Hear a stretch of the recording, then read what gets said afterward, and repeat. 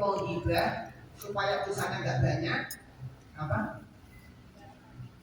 Masih ingat pesan saya? Kalau itu mau gibah, mau ngomongin orang lain karena itu dosa besar, pesan saya apa kemarin? Ada yang ingat? Ketika kita membahas Al-Hujurat ayat 12, pesan saya, kalau ibu mau ngomongin orang, kalau ibu mau gibah aibnya orang, ibu jangan ngajak-ngajak. Bisa? Saya ulang. Ibu kalau terpaksa mau ngomongin aibnya orang, gak usah ngajak temennya, omongin aja sendirian. Supaya dosa itu gak bertambah, karena ibu mengajak keburukan itu dosanya bertambah. Terus omongin sendiri, orang kok gak bisa diatur kayak gitu modelnya. Sombong sekali. Ngomong saja sendiri itu lebih aman, dosa ibu gak banyak ketimbang ibu ngajak orang. Orang itu ngomong ke yang lain lagi, dosa ibu akan terus menerus mengalir. Ibu memberikan satu informasi keburukan kepada si A ngomong kepada si B ngomong kepada si C, terus dosa ibu mengalir terus. Ini paling aman. Kalau terpaksa ibu mau ngomong aib orang, membicarakan orang, jangan ngajak. Gitu ya. Nah, silakan nanti sampai rumah praktekkan. Ya. Kalau terpaksa. Amalan yang kedua, kata Rasulullah, kullu ummati mu'afan. Ternyata pemurahnya Allah. Allah itu akan mengampuni semua umatnya. Kullu ummati mu'afan.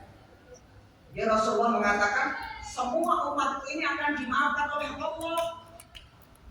Illal mujahirin.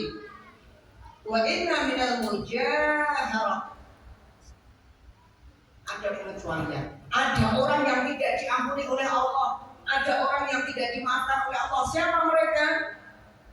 Yaitu orang-orang yang membeberkan kesalahannya kepada masyarakat tanpa merasa bersalah. Kalau ada si fulan atau fulana melakukan satu dosa, Allah sudah menutupi aibnya, orang lain tidak ada yang tahu.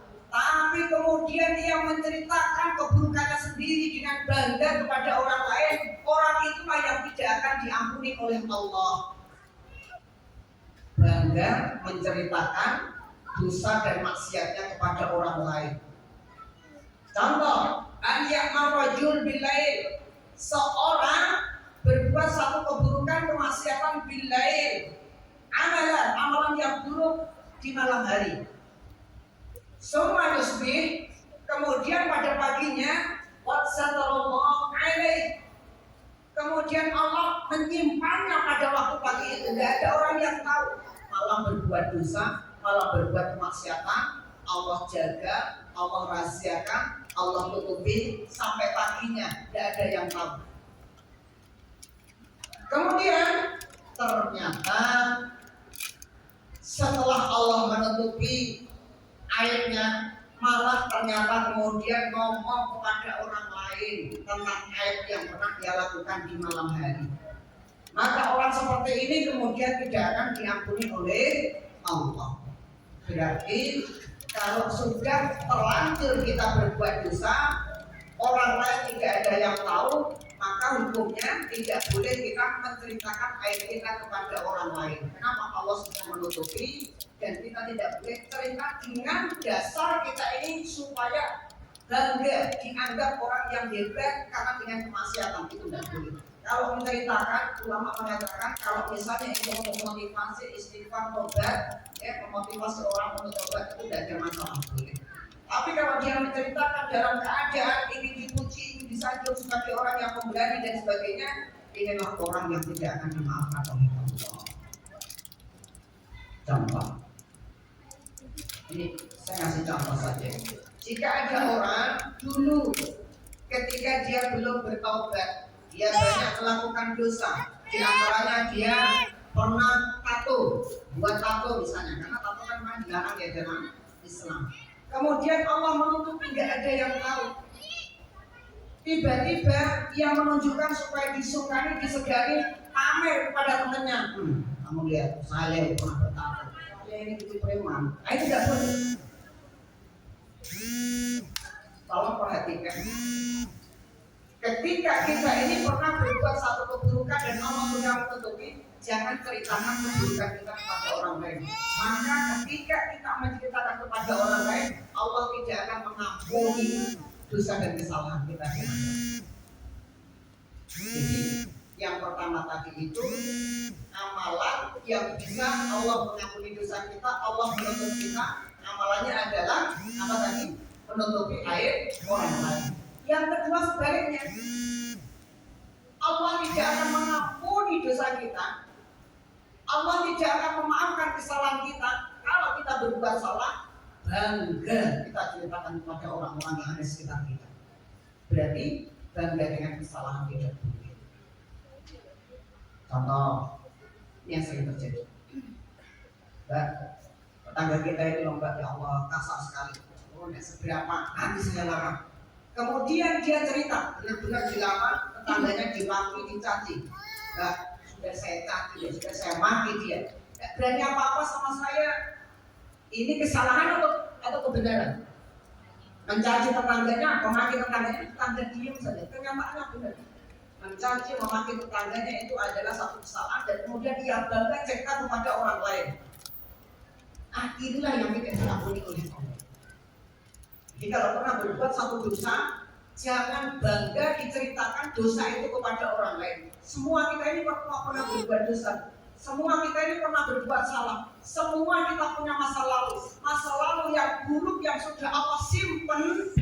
Jangan itu buka kembali dengan bangga di hadapan orang-orang yang ada sekitarnya. Allah tidak jadi mengampuni dosa kita. Ya. Untuk yang kedua bisa dipahami. Bisa Bu? Pernah berbuat dosa? Jawabannya sering.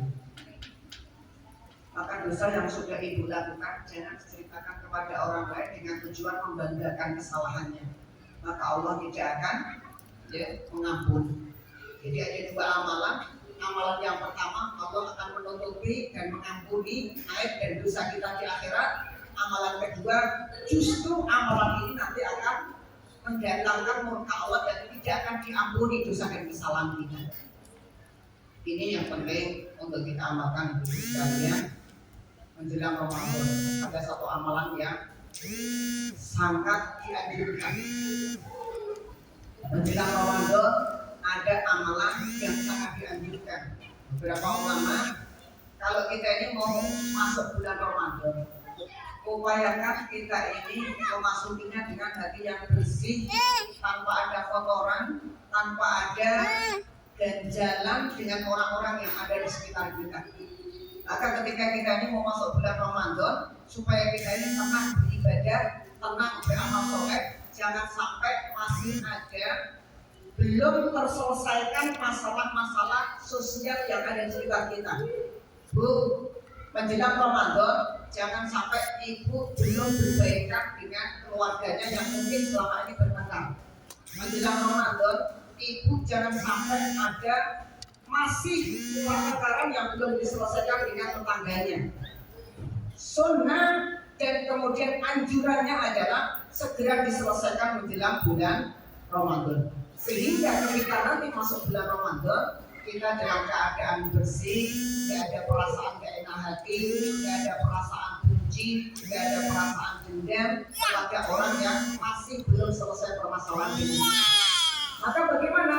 Falyatahallalhu minhu. Ibu segera saling menghalalkan dengan orang-orang yang masih punya masalah dengan ibu menjelang Ramadan. Sebab kalau tidak, ibu bertemu Ramadan masih punya ganjaran hati dengan seseorang. Ketika ibu ketemu orang itu, ibu akan jengkel, ibu akan sakit hati, bahkan mungkin akan mencaci. Yang ini menjadikan puasa Ramadannya akan terkurangi nilai pahalanya. Itu Bu ya. Jadi walaupun tidak ada memang hadis khusus ketika Ramadan itu kita saling minta maaf, tidak ada. Dan para ulama bahasanya memang kita ini upayakan memasuki Ramadan dalam keadaan bersih, ya, tidak ada pertengkaran dengan keluarga kita, orang tua kita, anak-anak kita, pasangan hidup kita, tetangga kita. Upayakan jangan sampai sehingga masuk bulan Ramadan dalam keadaan bersih, ya, nggak ada iri, nggak ada dengki, nggak ada benci. Ini yang nanti akan menyelamatkan kita di bulan Ramadan. Sampai sini ada yang ditanya, maghribnya jam berapa?